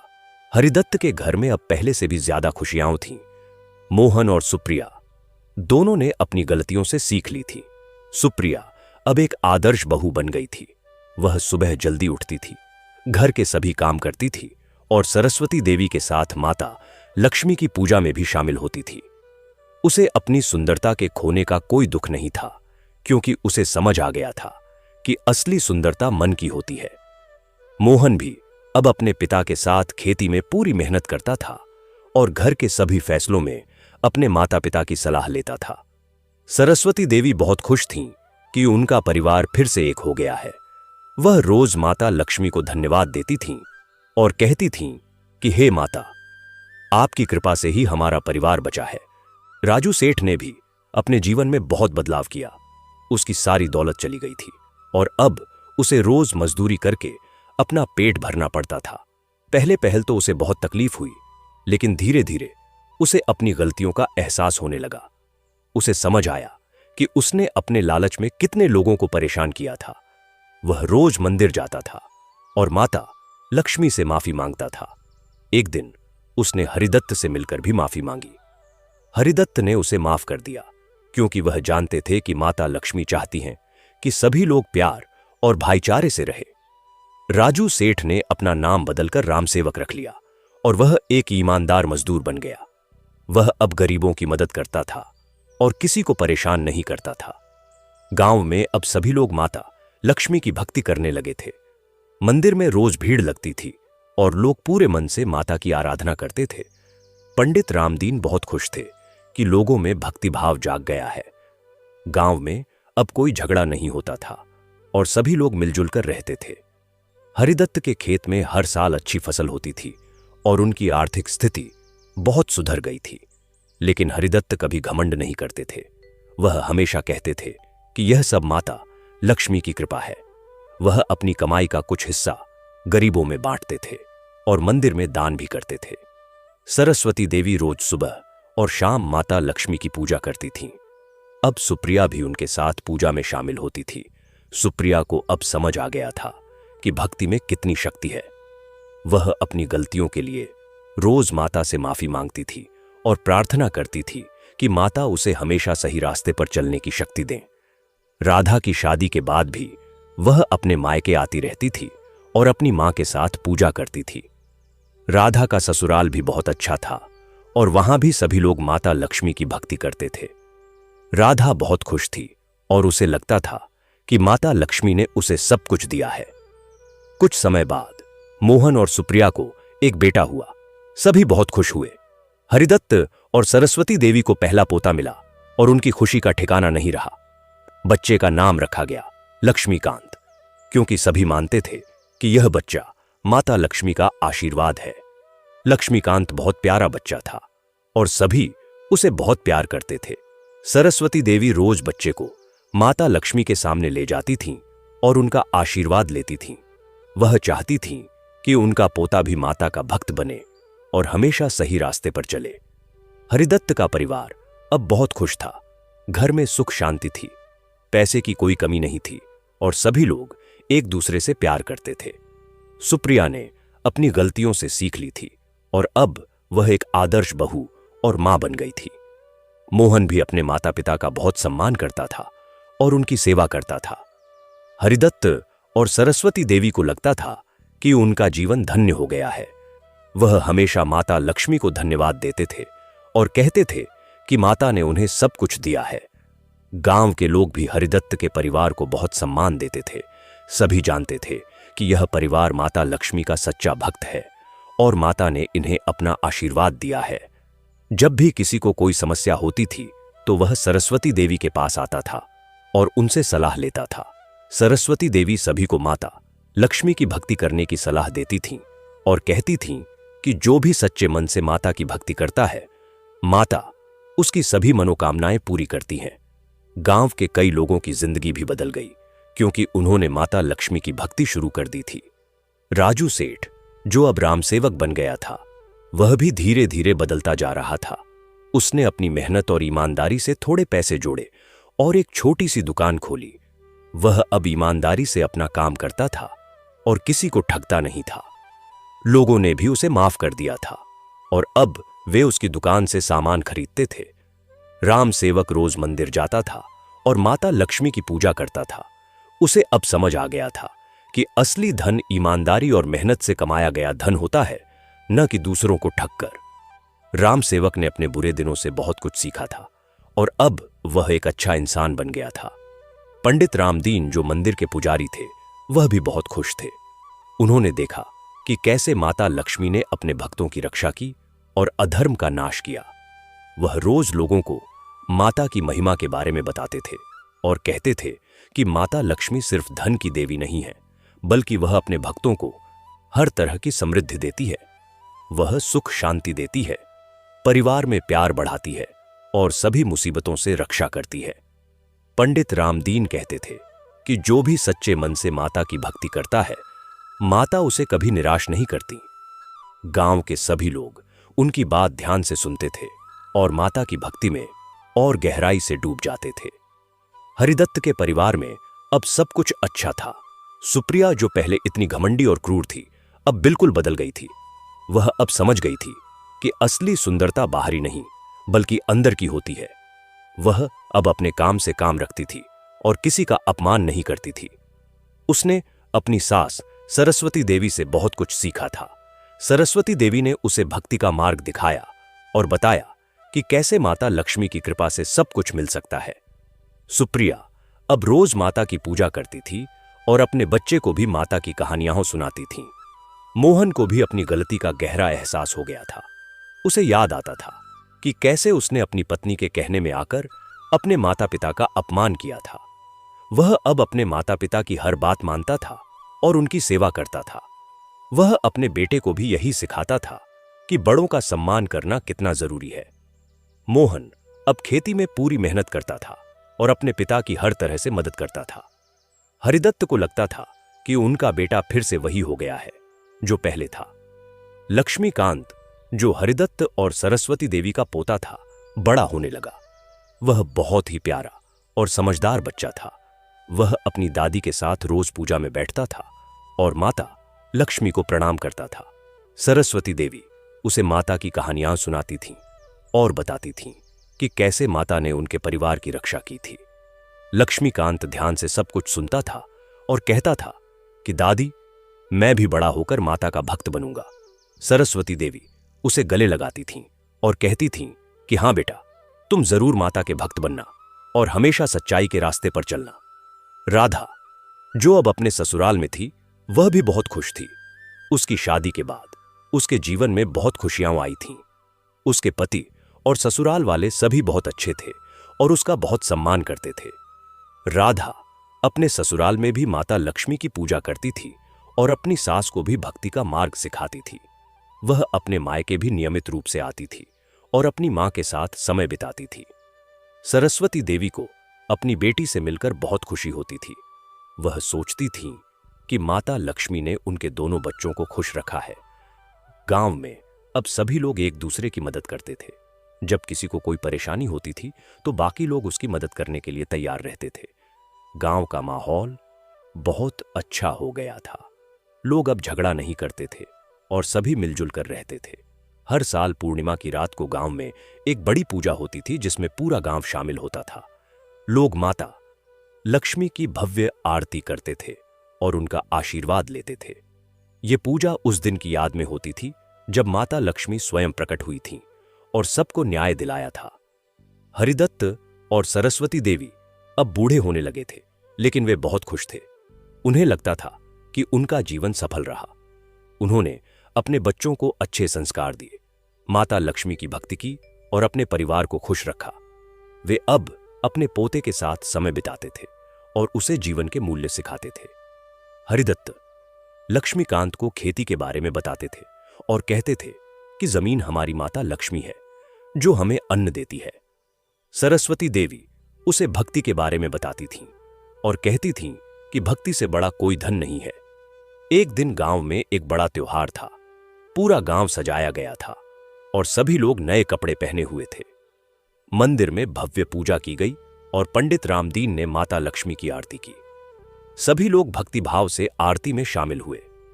हरिदत्त का पूरा परिवार भी वहां था। सरस्वती देवी, हरिदत्त, मोहन, सुप्रिया और लक्ष्मीकांत सभी एक साथ बैठे थे।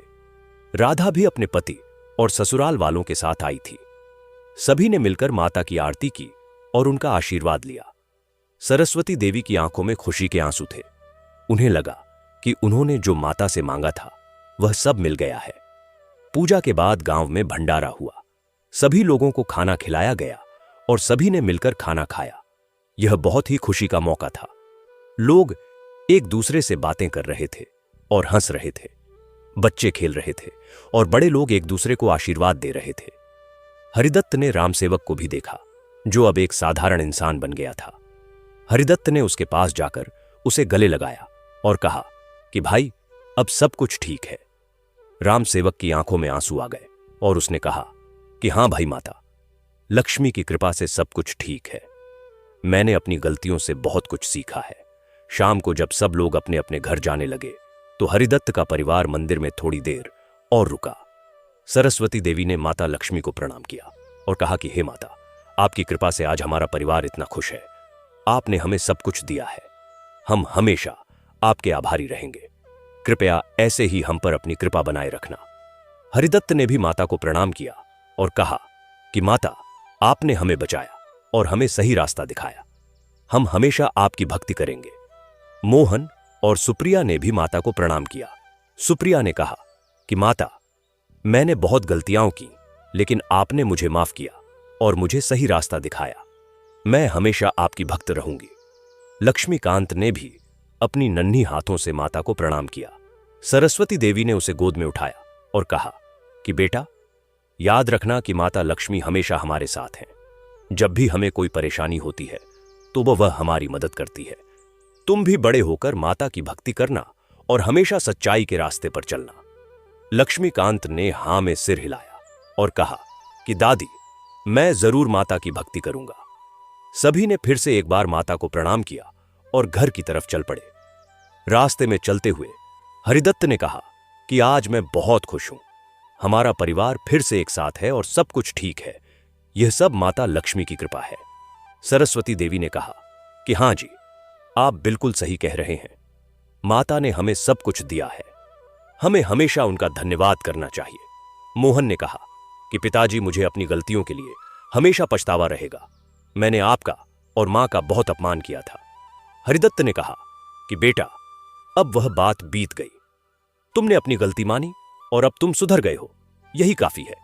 सुप्रिया ने भी कहा कि मां जी, मुझे भी अपनी गलतियों का बहुत पछतावा है। मैंने बहुत बुरा व्यवहार किया था। सरस्वती देवी ने कहा कि बेटी, अब सब कुछ ठीक है। तुम भी बदल गई हो और यही मायने रखता है। घर पहुंचकर सभी ने खाना खाया और आराम किया। रात को सोने से पहले सरस्वती देवी फिर से पूजा घर में गई और माता लक्ष्मी को धन्यवाद दिया। उन्होंने कहा कि हे माता, आज मेरा दिल बहुत खुश है। मेरा परिवार फिर से एक साथ है और सब कुछ ठीक है। आपकी कृपा से ही यह सब हो पाया है। कृपया हमेशा ऐसे ही हमारी रक्षा करना। राधा भी वहां आई और अपनी मां के साथ बैठ गई। दोनों ने मिलकर माता की प्रार्थना की। उस रात पूरा घर शांति और खुशी से भरा हुआ था। अगले दिन सुबह हरिदत्त खेत में गए। उन्होंने देखा कि उनकी फसल बहुत अच्छी हो रही है। सुनहरी गेहूं की बालियां हवा में लहरा रही थीं। हरिदत्त ने माता लक्ष्मी को धन्यवाद दिया और कहा कि यह सब आपकी कृपा है माता। मोहन भी उनके साथ था और वह भी खुश था। उन्होंने देखा कि इस बार की फसल बहुत अच्छी है और उन्हें अच्छी कमाई होगी। हरिदत्त ने मोहन से कहा कि बेटा, याद रखना कि यह जमीन हमारी माता है। इसका सम्मान करना और इसकी देखभाल करना। मोहन ने कहा कि जी पिताजी, मैं याद रखूंगा। दोपहर को जब वे घर आए तो सरस्वती देवी ने खाना तैयार रखा था। पूरा परिवार एक साथ बैठकर खाना खाया। सुप्रिया ने खाना बनाने में सरस्वती देवी की मदद की थी। अब वह घर के सभी काम करती थी और किसी को शिकायत का मौका नहीं देती थी। खाना खाते हुए सभी बातें कर रहे थे और हंस रहे थे। यह एक बहुत ही सुखद दृश्य था। लक्ष्मीकांत भी अपनी दादी की गोद में बैठा हुआ खाना खा रहा था। सरस्वती देवी उसे प्यार से खाना खिला रही थीं और कहानियां सुना रही थीं। शाम को गांव के कुछ लोग हरिदत्त के घर आए। वे कहने लगे कि हरिदत्त भाई, हमें भी माता लक्ष्मी की भक्ति के बारे में बताइए। हमने देखा है कि आपके परिवार में कितनी खुशियां हैं और यह सब माता की कृपा से है। हरिदत्त ने कहा कि भाइयों, माता लक्ष्मी सबकी सुनती हैं, बस आपको सच्चे मन से भक्ति करनी चाहिए। कभी किसी का बुरा मत सोचो, ईमानदारी से अपना काम करो और माता पर विश्वास रखो। माता जरूर आपकी मदद करेंगी। सरस्वती देवी ने भी कहा कि हां, माता की भक्ति में बहुत शक्ति है। मैं रोज माता की पूजा करती हूं और वह हमेशा मेरी सुनती है। आप भी रोज माता की पूजा करें और अपने परिवार का ध्यान रखें। माता जरूर आपको सब कुछ देंगी। गांव के लोग बहुत खुश हुए और उन्होंने हरिदत्त और सरस्वती देवी को धन्यवाद दिया। वे सभी ने तय किया कि वे भी अब से माता लक्ष्मी की नियमित भक्ति करेंगे। धीरे धीरे पूरे गांव में माता लक्ष्मी की भक्ति फैल गई। हर घर में लोग माता की पूजा करने लगे और उनका आशीर्वाद लेने लगे। गांव का माहौल बहुत अच्छा हो गया और सभी लोग खुश रहने लगे। पंडित रामदीन बहुत खुश थे कि गांव में भक्तिभाव बढ़ गया है। वे कहते थे कि यह सब हरिदत्त और सरस्वती देवी की वजह से हुआ है, जो माता के सच्चे भक्त हैं। कुछ महीनों बाद राधा के यहां भी एक बच्ची हुई। सभी बहुत खुश हुए। सरस्वती देवी राधा को देखने उसके ससुराल गईं। राधा बहुत खुश थी और उसने अपनी मां को बताया कि माता लक्ष्मी ने उसे सब कुछ दिया है, एक अच्छा पति, एक अच्छा ससुराल और अब एक प्यारी बेटी। सरस्वती देवी ने बच्ची को गोद में लिया और उसे आशीर्वाद दिया। उन्होंने राधा से कहा कि बेटी, तुम हमेशा माता की भक्ति करना और अपने परिवार का ध्यान रखना। माता तुम्हारी हमेशा रक्षा करेंगी। राधा ने कहा कि जी मां, मैं हमेशा माता की भक्ति करूंगी। सरस्वती देवी ने राधा के ससुराल वालों से भी बात की और उन्हें भी माता की भक्ति के बारे में बताया। राधा के ससुराल वाले भी बहुत अच्छे थे और उन्होंने सरस्वती देवी की बातें ध्यान से सुनी। कुछ दिनों बाद सरस्वती देवी वापस अपने घर आ गईं। घर पर सब कुछ ठीक था। हरिदत्त खेती का काम कर रहे थे, मोहन उनकी मदद कर रहा था और सुप्रिया घर का काम कर रही थी।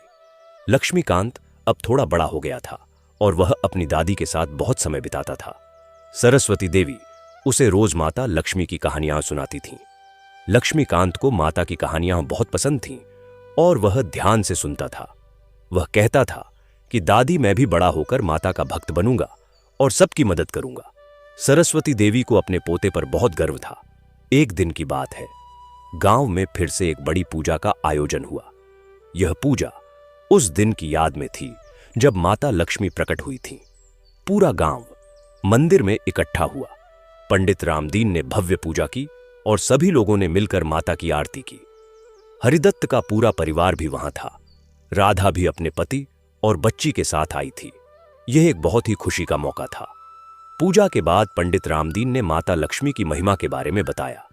उन्होंने कहा कि माता लक्ष्मी अपने भक्तों को सिर्फ धन ही नहीं देती, बल्कि सुख शांति, परिवार में प्यार और सभी तरह की समृद्धि देती हैं। जो भी सच्चे मन से माता की भक्ति करता है, माता उसकी सभी मनोकामनाएं पूरी करती हैं। सभी लोगों ने पंडित रामदीन की बातें ध्यान से सुनी। उसके बाद हरिदत्त ने भी सबको संबोधित किया। उन्होंने कहा कि भाइयों और बहनों, माता लक्ष्मी ने मेरे परिवार को बचाया। जब हम सबसे ज्यादा मुसीबत में थे, तब माता ने हमारी मदद की। मैं आप सबसे कहना चाहता हूं कि माता पर विश्वास रखें और ईमानदारी से अपना काम करें। माता जरूर आपकी मदद करेंगी। सरस्वती देवी ने भी कहा कि माता की भक्ति में बहुत शक्ति है। मैं रोज माता की पूजा करती हूं और माता हमेशा मेरी सुनती है। आप सब भी माता की भक्ति करें और अपने परिवार का ध्यान रखें। गांव के सभी लोग बहुत प्रभावित हुए। उन्होंने हरिदत्त और सरस्वती देवी को धन्यवाद दिया और कहा कि आप दोनों हमारे लिए प्रेरणा हैं। हम सब भी अब से माता की भक्ति करेंगे और अच्छे इंसान बनने की कोशिश करेंगे। राम सेवक भी वहां मौजूद था। और उसने भी कहा कि मैंने अपनी गलतियों से बहुत कुछ सीखा है। माता लक्ष्मी ने मुझे सही रास्ता दिखाया और अब मैं एक ईमानदार इंसान बनने की कोशिश कर रहा हूं। मैं आप सबसे कहना चाहता हूं कि लालच में कभी गलत काम मत करना। ईमानदारी से कमाया गया धन ही असली धन है। पूजा के बाद सभी लोगों को प्रसाद बांटा गया। सभी ने खुशी खुशी प्रसाद लिया और एक दूसरे को आशीर्वाद दिया। बच्चे खेल रहे थे और बड़े लोग बातें कर रहे थे। यह एक बहुत ही सुखद माहौल था। सरस्वती देवी को लगा कि यह सब माता लक्ष्मी की कृपा से हो रहा है। उन्होंने मन ही मन माता को धन्यवाद दिया और कहा कि हे माता, आपकी कृपा से आज पूरा गांव खुश है। कृपया ऐसे ही सबकी रक्षा करना। शाम को जब सब लोग अपने अपने घर जाने लगे तो हरिदत्त का परिवार थोड़ी देर और मंदिर में रुका। पूरा परिवार एक साथ बैठा हुआ था। हरिदत्त, सरस्वती देवी, मोहन, सुप्रिया, लक्ष्मीकांत, राधा और उसका परिवार सब वहां थे। सभी ने मिलकर माता लक्ष्मी को प्रणाम किया। सरस्वती देवी ने कहा कि माता, आज हमारा पूरा परिवार एक साथ है और सब कुछ ठीक है। यह सब आपकी कृपा है। हम हमेशा आपके आभारी रहेंगे।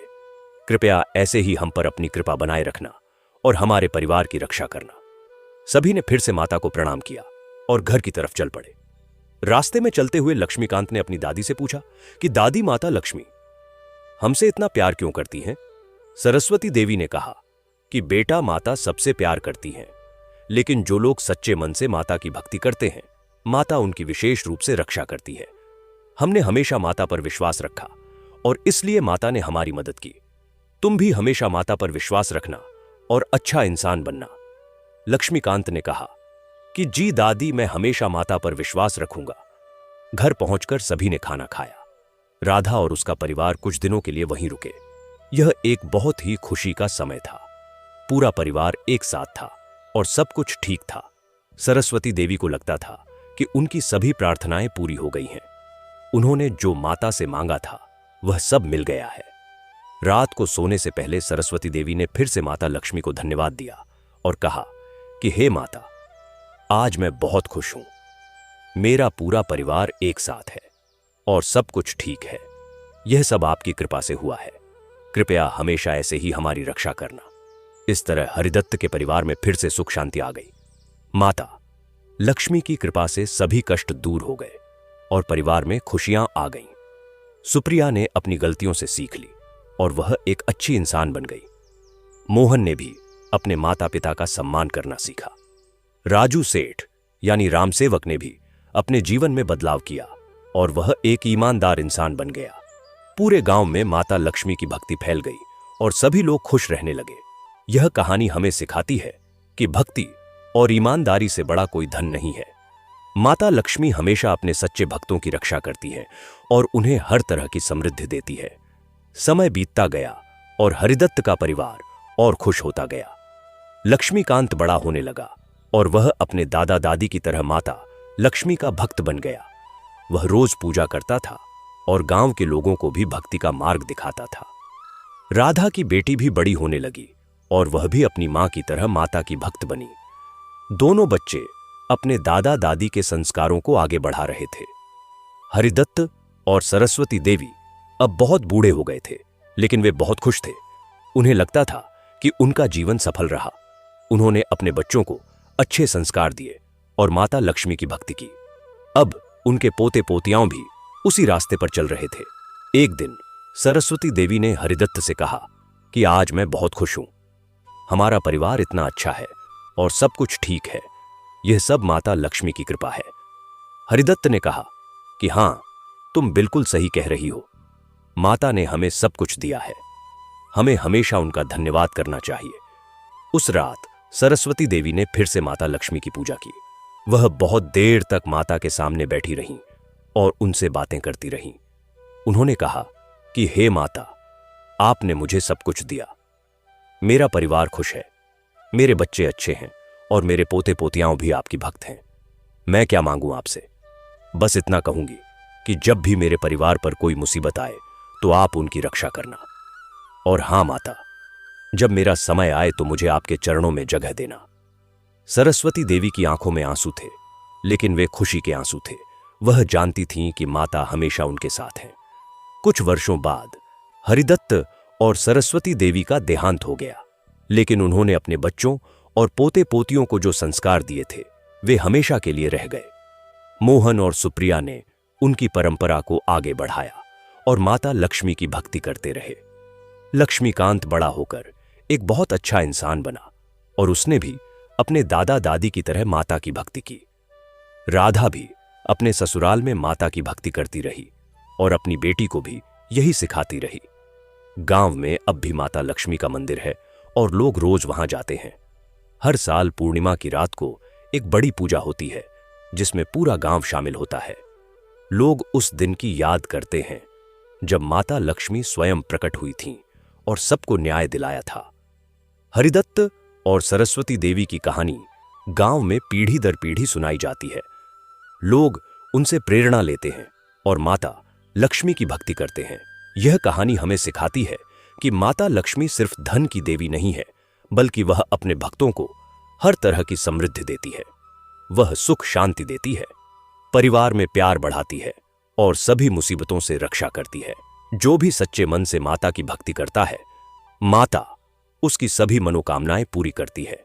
लेकिन यह भी जरूरी है कि हम ईमानदारी से अपना काम करें, दूसरों के साथ अच्छा व्यवहार करें और अपने परिवार का ध्यान रखें। तभी माता की कृपा हम पर बनी रहती है। सुप्रिया की कहानी हमें यह सिखाती है कि घमंड और क्रूरता का अंत बुरा होता है, लेकिन अगर हम अपनी गलतियों को मान लें और सुधर जाए तो माता हमें माफ कर देती है।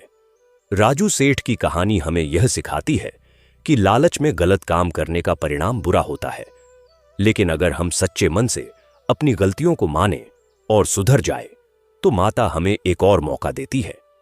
हरिदत्त और सरस्वती देवी की कहानी हमें यह सिखाती है कि कितनी भी मुसीबतें आईं, हमें अपनी भक्ति नहीं छोड़नी चाहिए। माता हमेशा अपने भक्तों की सुनती हैं और सही समय पर उनकी मदद करती है। धैर्य रखना और विश्वास रखना बहुत जरूरी है। मोहन की कहानी हमें यह सिखाती है कि हमें कभी भी अपने माता पिता का अपमान नहीं करना चाहिए। वे हमें जन्म देते हैं, हमें पालते हैं और हमारे लिए सब कुछ करते हैं। हमारा फर्ज है कि हम उनका सम्मान करें और उनकी सेवा करें। अगर हम गलती से भी ऐसा कर दें तो हमें तुरंत माफी मांग लेनी चाहिए।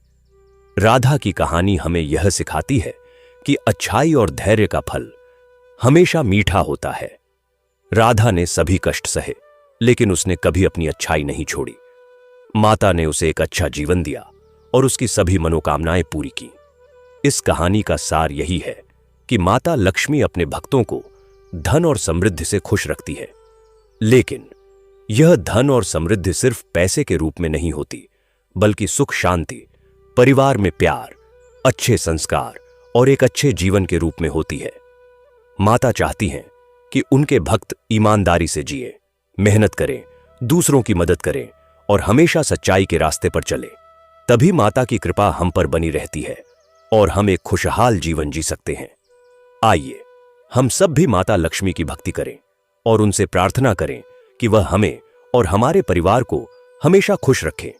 हमें यह नहीं भूलना चाहिए कि माता हमेशा हमारे साथ हैं और जब भी हमें जरूरत होती है वह हमारी मदद करती है। बस हमें सच्चे मन से उनकी भक्ति करनी चाहिए और अच्छा इंसान बनने की कोशिश करनी चाहिए। जय माता लक्ष्मी की, जय माता लक्ष्मी की, जय माता लक्ष्मी की। यह कहानी यहीं समाप्त नहीं होती, बल्कि यह हर उस परिवार की कहानी है जो माता लक्ष्मी की भक्ति करता है। हर घर में माता की कृपा होती है और वह अपने भक्तों को हमेशा खुश रखती है। हमें बस यह याद रखना है कि भक्ति सच्चे मन से होनी चाहिए और हमें हमेशा अच्छा इंसान बनने की कोशिश करनी चाहिए। माता लक्ष्मी हमेशा हमारे साथ हैं और वह हमारी रक्षा करती है। कहानी आगे भी जारी रहती है क्योंकि लक्ष्मीकांत और राधा की बेटी ने भी अपने अपने परिवारों में माता की भक्ति को आगे बढ़ाया। उन्होंने अपने बच्चों को भी वही संस्कार दिए जो उन्होंने अपने दादा दादी और माता पिता से सीखे थे। इस तरह एक पीढ़ी से दूसरी पीढ़ी में माता लक्ष्मी की भक्ति चलती रही। लक्ष्मीकांत जब बड़ा हुआ तो उसने अपने दादा की तरह खेती का काम संभाला।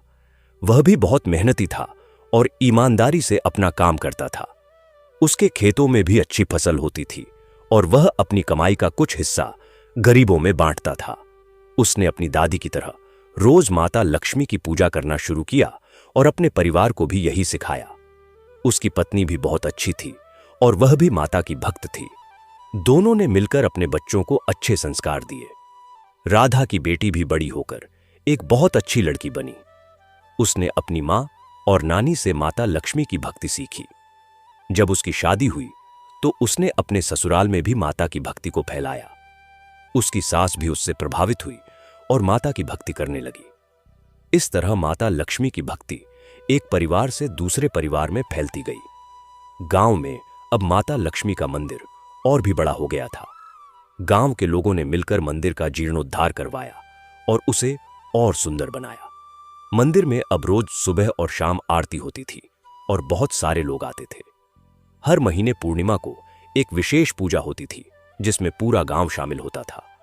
मंदिर के पुजारी अब पंडित रामदीन के बेटे थे, जो अपने पिता की तरह बहुत धार्मिक और सदाचारी थे। गांव में अब बहुत विकास हो गया था। पक्की सड़कें आ गई थीं, बिजली आ गई थी और स्कूल भी खुल गया था। लेकिन इन सब बदलावों के बीच भी गांव के लोगों ने अपनी परंपराओं और भक्ति को नहीं छोड़ा। वे अभी भी माता लक्ष्मी की पूजा करते थे और एक दूसरे की मदद करते थे। गांव का माहौल अभी भी बहुत अच्छा था और सभी लोग खुश रहते थे। राम सेवक, जो पहले राजू सेठ था, वह भी अब बहुत बूढ़ा हो गया था। उसने अपने जीवन के आखिरी दिनों में माता लक्ष्मी की बहुत भक्ति की। वह रोज मंदिर जाता था और माता से प्रार्थना करता था। उसने अपनी सारी गलतियों के लिए माफी मांगी और माता से कहा कि अगली बार जब वह जन्म ले तो वह एक अच्छा इंसान बने। जब उसका देहांत हुआ तो गांव के सभी लोगों ने कहा कि वह अपने जीवन के आखिरी दिनों में बदल गया था और एक अच्छा इंसान बन गया था। इस तरह समय बीतता गया और कई पीढ़ियां गुजर गईं, लेकिन माता लक्ष्मी की भक्ति और हरिदत्त और सरस्वती देवी की कहानी हमेशा लोगों के दिलों में जिंदा रही।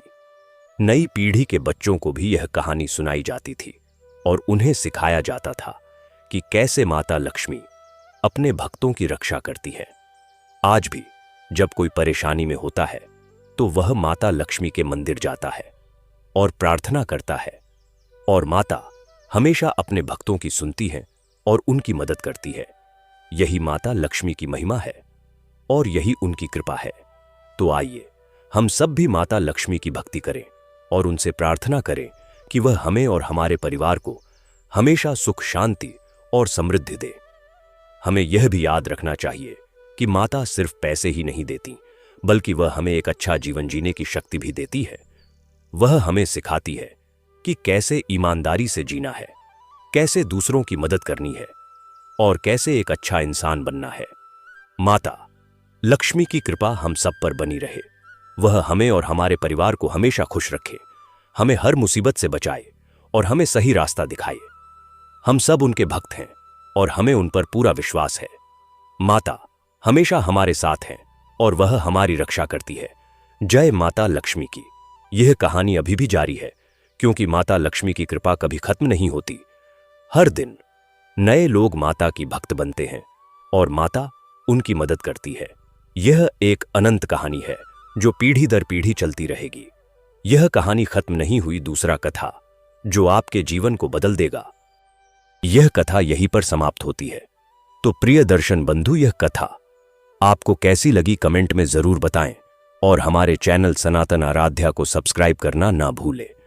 धन्यवाद।